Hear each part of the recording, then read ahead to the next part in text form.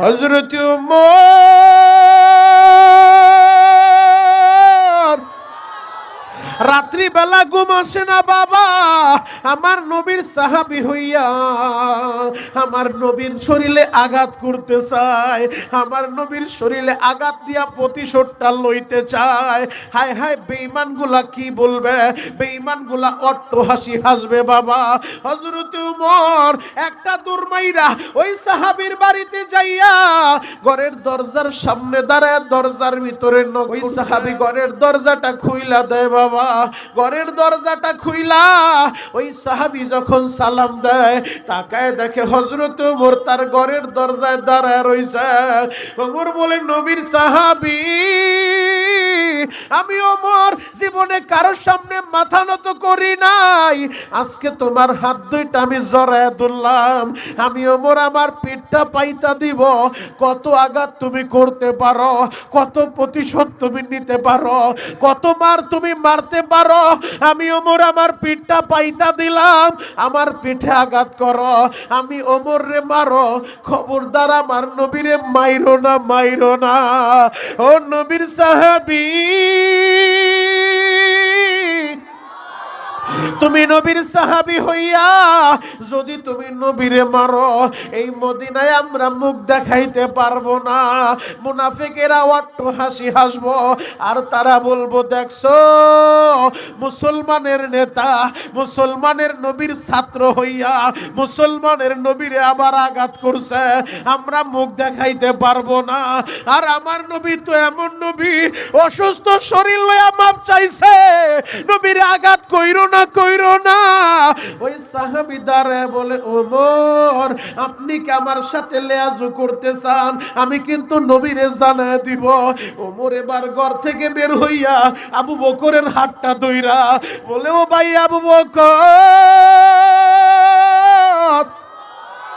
আমি ওমর গরম মানুষ, আমার মেজাজটা গরম হয়ে যাচ্ছে, আবার কি নাকি ঘইটা যায়, তুমি একটু ওরে বুঝায় বলো ও যেন আমার নবীরে আঘাত না করে, আমার নবীর শরীরে যেন আঘাত না করে। হযরত আবু বকর ঘরের ভিতরে যাইয়া ওই সাহাবীর হাতটা ধইরা বুকের সাথে লাগাইয়া আবু বকর কান্দে আর বলে, নবীর সাহাবী আমার নবীরে মাইরো না, আমি আবু বকর রাতের অন্ধকারে তোমার বাড়ি চইলা আইছি, কত মার তুমি মারতে পারো, আমি আবু বকর রে মারো, আমি আমার পিঠটা পাইতা দিব, আমার নবীরে মাইরো না, মাইরো না। কারণ এই মানুষটা কত কষ্ট করছে আমি আবু বকর দেখছি রে, আমি নবীর বাল্য বন্ধু, আমি দেখছি আমার নবীর কষ্ট। এই মানুষটা দুনিয়ায় আইসা জীবনে বাবার চেহারাটাও দেখে নাই, জীবনে বাবারে বাবা বইলা ডাকতে পারে নাই, 6 বছর বয়সে মায়েরও হারা ফেলছে আমার এই নবী, 8 বছর বয়সে তার দাদারেও হারা ফেলছে। আবু বকর কান্দে আর বলে, নবীর সাহাবী তুমি আমার এতিম নবীরে মাইরো না, মাইরো না, নাও আমি আবু বকর রে মারো। ওই সাহাবী দ্বারা বলে, আবু বকর আপনি যে রাতের অন্ধকারে আমার ঘরে আইছেন আমার সাথে সমঝোতা করার জন্য, আমার নবী কি জানেনি? বলে, না নবী তো জানে না। তাহলে আপনি বের হয়ে যান, নয়তো আমি নবীরে বলে দিব। আবু বকরও বের হয়ে যায়, ওসমানও বুঝাইতে চায়, ওসমানও বুঝাইতে পারে না। আপনারা কে কোন দল করেন আমি জানি না, এটা গণতন্ত্রের দেশ, গণতন্ত্র আপনাকে এই স্বাধীনতা দিছে, আপনার যে দল ভালো লাগে সে দল আপনি করতে পারেন। এই কারণে আমার এই দেশের ভিতরে হয়তো কেউ আওয়ামী লীগ করে, হয়তো কেউ বিএনপি করে, হয়তো কেউ জামাত করে, হয়তো কেউ খেলাফত করে, হয়তো কেউ ইসলামী আন্দোলন করে, হয়তো কেউ অন্য কোনো দল করতে পারে। ইসলামিক আরো অনেক দল আছে, যে দল ভালো মন চায় আপনি করতে পারেন। এটা গণতান্ত্রিক দেশ হিসেবে আপনার স্বাধীনতা। ঠিক তেমনি ভাবে আল্লাহকে পাওয়ার জন্য, নবীর মোহাব্বত নিয়ে কবরে শোয়ার জন্য, জাহান্নামের আগুন থেকে মুক্তির জন্য, জান্নাতের মেহমান হওয়ার জন্য আল্লাহ পাকের অনেক বান্দারা কেউ চরমোনার ময়দানে যায়, কেউ উজানির ময়দানে যায়, কেউ সারসিনার ময়দানে যায়, কেউ বাহাদুরপুরের ময়দানে যায়, কেউ আবার টঙ্গীর ইস্তেমার ময়দানে দৌড়ায়। কেন? লক্ষ্য উদ্দেশ্য একটাই, আল্লাহকে পাইতে চাই, নবীর মোহাব্বত নিয়ে কবরে শুইতে চাই। কথা বলেন ঠিক কিনা? সেই হিসেবে আমার এই 92 ভাগ মুসলমানের দেশে রাজনৈতিকভাবে মায়ের 5টা ছেলে 5টা দল করে, ঠিক তেমনি ভাবে আল্লাহকে পাওয়ার জন্য মায়ের 5টা সন্তান 5জন আলেমের পরামর্শ নিয়ে চলতে পারে, মায়ের 5টা সন্তান 5টা পীরের দরবারে যাইতে পারে। তবে এগুলো আমাদের পরিচয় না, রাজনৈতিক পরিচয় এগুলো আমাদের পরিচয় না, পীরের পরিচয় এগুলো আমাদের পরিচয় না।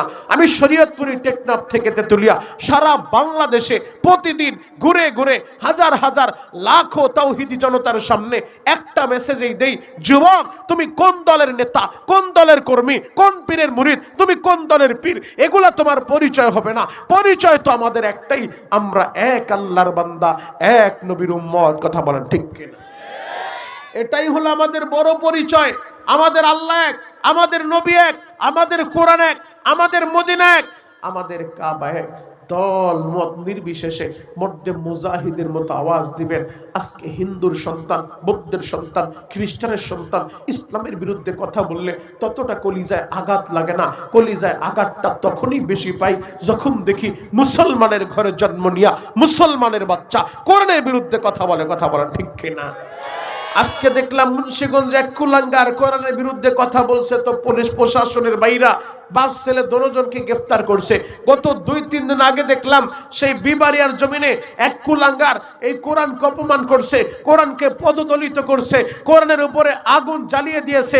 আমরা পরিষ্কার ভাষায় শুনায় দিতে চাই, এটা 92 ভাগ মুসলমানের দেশ। এই দেশের ভিতরে যদি কেউ থাকতে চায় কোরআনের বিরোধিতা করে, ইসলামের বিরোধিতা করে, নবীর কলিজা আগুন লাগিয়ে সে সসম্মান নিয়ে এলাকায় চলতে পারবে না। কারণ দল আমরা 5টা ভাই 5টা দল করতে পারি, 5টা ভাই 5 পীরের মুরিদ হইতে পারি। নবীর বিরুদ্ধে কথা বললে, কোরআনের বিরুদ্ধে কথা বললে সব ভাই এক হইয়া হাতে হাত রেখে ওই নাস্তিকের জুতা দিয়া বাইরে আরে জানতা পুঁতে ফেলতে হবে। কথা বলেন ঠিক কিনা? রাজি আছেন না নাই? আরো জোরে বলেন রাজি আছেন না নাই? জন্ম যেহেতু হয়েছে মরতে আমাদের হবেই, তবে এমন একটা মরণ আমরা মরতে চাই যে মরণ মরলে কোনো চিন্তা নাই। কথা বলেন ঠিক কিনা? এই পৃথিবীতে একজনকে আমরা ভয় পাই, তিনি কে? জোরে বলেন, একসাথে বলেন। ভালোবাসা আল্লাহকে একটা ডাক দেন তো, ইয়া আল্লাহ। আরো জোরে ডাক দেন, ইয়া আল্লাহ। হে যুবক ভাই, হাজী সাহেব, বাবাজিরা ডানে বামে নজর নাই, এক নজরে তাকায় থাকেন গো বাবা। কেন আপনি আল্লাহরে ভালোবাসবেন না? আমার আল্লাহ তো বড় আদর কইরা, আমার আল্লাহ বড় ভালোবাসা, আমার আল্লাহ বড় মোহাব্বত কইরা আপনারে আমারে বানাইছে। আমার আল্লাহ চাইলে আপনারে আমারে হিন্দুর ঘরে পাঠাইয়া হিন্দুর বাচ্চা বানাইতে পারত।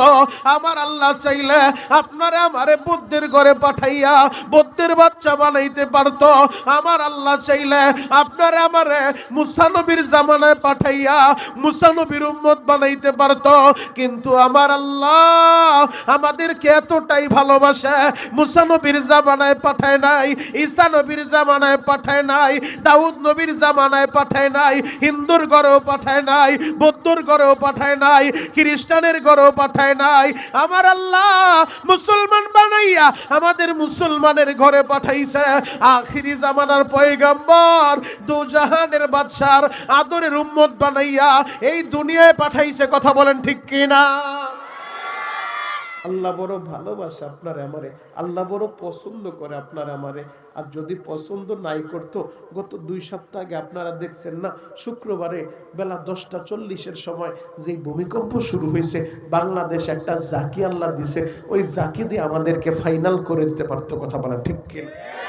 পৃথিবীর কোন নেতা নেত্রীর ক্ষমতা ছিল না আপনাকে উদ্ধার করবে, পৃথিবীর কোন ক্ষমতাধরের ক্ষমতা ছিল না আপনাকে বাঁচায় রাখবে। বাঁচাইছেন কে? জোরে বলেন বাবা। যুবক, আমার আল্লাহ এই সিগন্যাল দিছে, আমার আল্লাহ একটা জাকি দিয়া তোমারে সতর্ক করছে, বান্দারে এখনো সময় আছে, বেপর্দা থেকে পর্দায় আসো, এখনো সময় আছে, বদ্দিন থেকে দিনের রাস্তায় আসো, এখনো সময় আছে, সুদের খাতা থেকে নাম টাকাইটা হালাল ভাবে ব্যবসা করো, হালাল পথে উপার্জন করো, হারামের ধারে কাছে যায়ও না। যুবক রে, যেই শুক্রবার, যেই জুমার দিন আমার আল্লাহ একটা জাকি দিয়া পুরা বাংলাদেশ কাঁপায়া দিল, প্রতিটা মানুষ চোখের পানি জড়ায় হায় হায় আল্লাহ আল্লাহ যদি চাইতো আমাদেরকে মাটির সাথে মিশায় দিতে পারতো, তবে আল্লাহ করে নাই কেন জানো? আল্লাহ সতর্ক দিছে, তওবার রাস্তাটা খোলা রাখছে, তওবা করার জন্য বলছে। আমরা সবাই তো গুনাহগার, তবে এদের ভিতর উত্তম তারা যারা আল্লাহর কাছে সারেন্ডার করে, আল্লাহর কাছে তওবা করে, আল্লাহর কাছে ইস্তেগফার করে। যুবক রে, ঠিক এমন একটা শুক্রবার, এমন একটা জুমাবার আমার আল্লাহ গোটা জগৎটা ধ্বংস করে দিবে। পাহাড়গুলা তুলার মতো উঠতে থাকবে, তুলা যেমন উড়ে পাহাড়গুলো এইভাবে উঠতে থাকবে। ওই বড় বড় টাওয়ারগুলা, ভবনগুলা মাটির সাথে আল্লাহ মিশায় দিব। মানুষগুলা পাগলের মতো দৌড়াইতে থাকবো। আল্লাহ বলেন, নবীজি এরা পাগল না, পাগল না, পাগল মাতালের মতো দৌড়াইতে থাকবো। গর্ভবতী মহিলা, যেই মায়ের গর্ভে সন্তান আছে, ওই গর্ভবতী মায়েদের পেটটা টাস টাস করে ফেটে যাবে, সন্তান ভূমিষ্ঠ হয়ে যাবে। মানুষগুলা পাগলের মতো দৌড়াইতে থাকবো। দলে দলে মানুষগুলা যা মসজিদের সামনে ভিড় জমাইব, কোরআন শরীফ বের করব, তেলাওয়াত করার জন্য, তওবা করার জন্য, সারেন্ডার করার জন্য। মসজিদে যায় কোরআন শরীফটা যখন খুলবো, কোরআন খুলে দেখবে, হায় হায়, কোরআনের ভিতরে তো সাদা কাগজ ঠিকই আছে, কালো অক্ষরগুলা তো আর নাই। কোরআনের অক্ষরগুলো আমার আল্লাহ আসমানে উঠায় নিয়ে গেছে। তওবার দরজাটা আমার আল্লাহ বন্ধ করে দিবে। ও আমার মুক্তাগাছা মির্জা কান্দার বাইরা রে,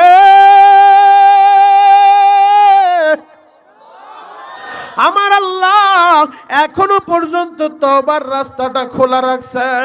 এরে বান্দা, আমার আল্লাহ যেই জুমাবার সামান্য একটা ভূমিকম্প দিয়া তোমারে সতর্ক করলো, তোমারে সিগন্যাল দিল, ও বান্দা অবৈধ পথ থেকে বৈধ পথে চলো। ও বান্দা, আল্লাহর বিরোধিতা কইরো না, নবীর বিরোধিতা কইরো না।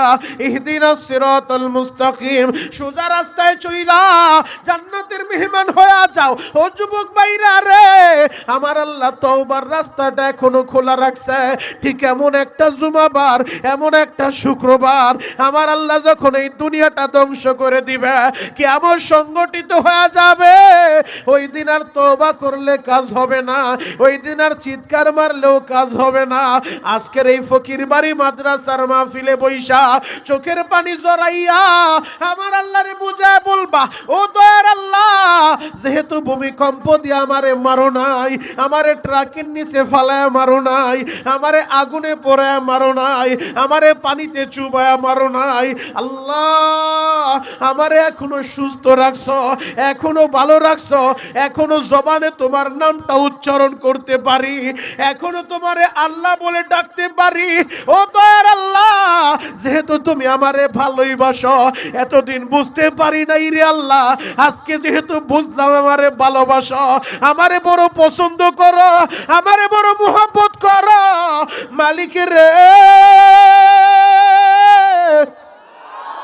আজকের এই মাহফিলে বৈশা আমিও খাটি দিলে তওবা করলাম, আর নামাজটা ছেড়ে দিব না, আর বেপরদায় চলবো না, আর অবৈধভাবে ইনকাম করব না, আর পরের হক নষ্ট করব না, আর মানুষের কষ্ট দিব না, আমার জবান দিয়েও কষ্ট দিব না, আমার হাত দিয়েও কষ্ট দিব না। এই যে সভাপতি সাহেব কিছু সময় আগে বয়ান করলো, পর্দার আলোচনা করলো, প্রকৃত মুসলমান নিয়ে আলোচনা করলো। আল্লাহর নবী জানায় দেয়, আল মুসলিমু মান সালিমাল মুসলিমুনা মিন লিসানিহি ওয়া ইয়াদিহি। আরে প্রকৃত মুসলমান তো সে যার জবান দিয়েও মানুষের কষ্ট দেয় না, যার হাতটা দিয়েও মানুষের কষ্ট দেয় না। মির্জা কান্দার বাইরা রে, কোন নবীর উম্মত তুমি জানো? আমার নবীর আদর্শটা নিয়ে একটু আলোচনা করো। আমার নবীর আদর্শবান হয়ে যাও, আমার নবীর চরিত্রে চরিত্রবান হয়ে যাও।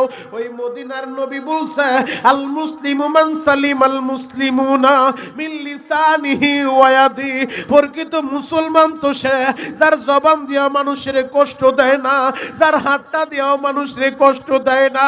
ওই নবী আমার ইন্তেকালের আগ মুহূর্তে তার চাচাতো ভাই ফজল রে ডাক দিয়ে বলা, এরে ফজল,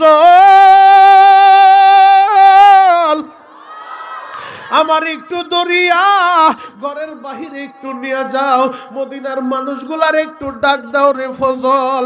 একসাথে তাদের সাথে সময় কাটাইলাম, কত বছর একসাথে পার করলাম, আমার কোনো কথায় তারা কষ্ট পাইছেনি, আমার কোনো আচরণে তারা কষ্ট পাইছেনি। আমি মদিনার নবী, আমি তাদের কাছে একটু ক্ষমা চায়া নেই।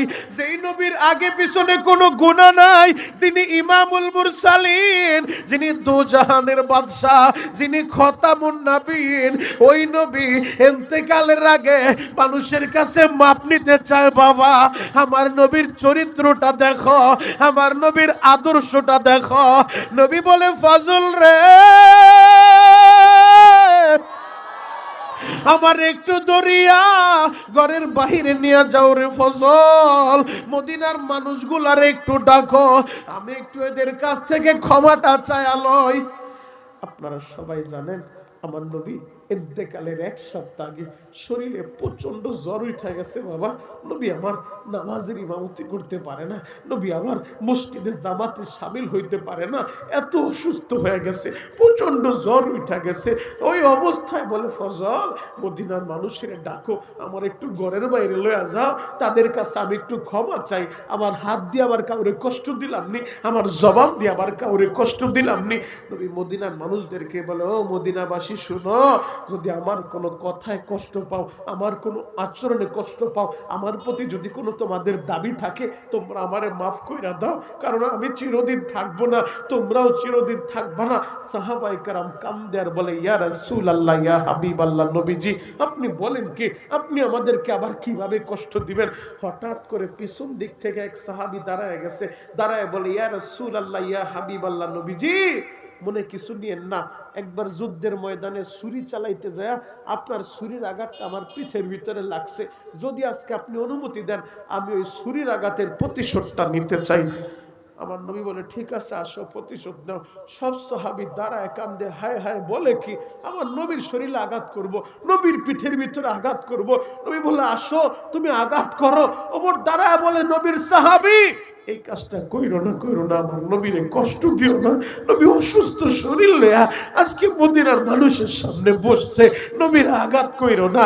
ওই সাহাবীর সামনে এসে বলে, নবীজি আমি যে আপনারা আঘাত করব, তখন এত কম মানুষ ছিল না, যুদ্ধের ময়দানে তো অনেক মানুষ ছিল, তখন তো সেই জায়গায় বেঈমানরাও ছিল, আপনি পুরা মদিনা এলান করে দেন আগামীকাল বেলা 10টার সময় আমি আপনার শরীরে আঘাত কইরা, আমার শরীরে যে আপনার ছুরির আঘাত লাগছে, এই আঘাতের বদলাটা আমি নিব, আপনি এলান কইরা দেন।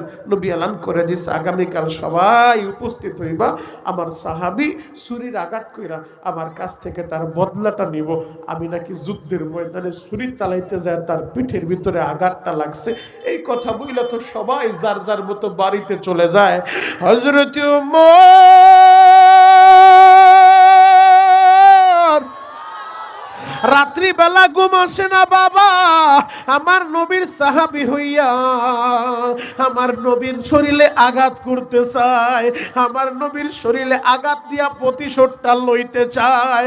হায় হায় বেঈমানগুলা কি বলবে, বেঈমানগুলা অট্টহাসি হাসবে বাবা।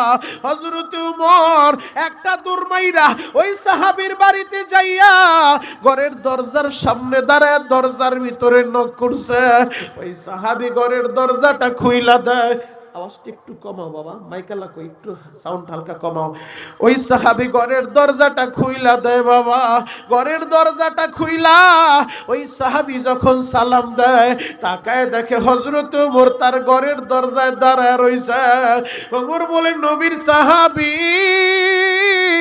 আমি ওমর জীবনে কারোর সামনে মাথা নত করি নাই, আজকে তোমার হাত দুইটা আমি জড়ায় ধরলাম, আমি ওমর আমার পিঠটা পাইতা দিব, কত আঘাত তুমি করতে পারো, কত প্রতিশোধ তুমি নিতে পারো, কত মার তুমি মারতে পারো, আমি ওমর আমার পিঠটা পাইতা দিলাম, আমার পিঠে আঘাত করো, আমি ওমর রে মারো, খবরদার আমার নবীরে মাইরো না, মাইরো না।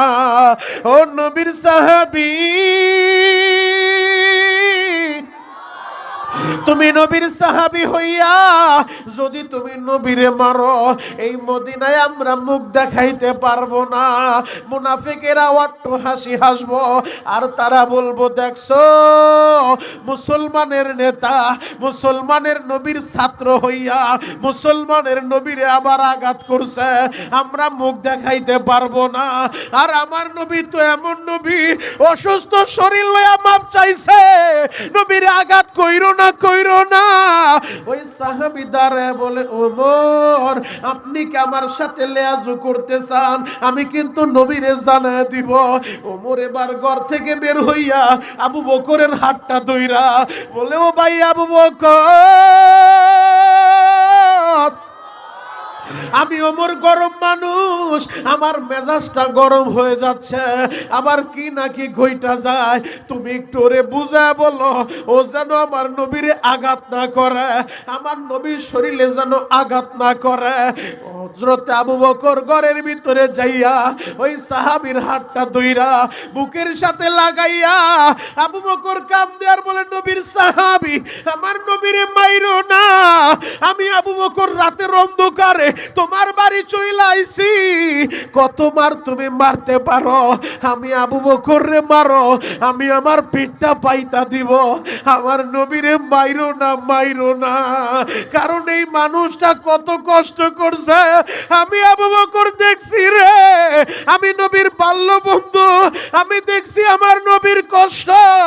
এই মানুষটা দুনিয়ায় আইসা জীবনে বাবার চেহারাটাও দেখে নাই, জীবনে বাবারে বাবা বইলা ডাকতে পারে নাই, 6 বছর বয়সে মায়েরও হারা ফেলছে আমার এই নবী, 8 বছর বয়সে তার দাদারেও হারা ফেলছে।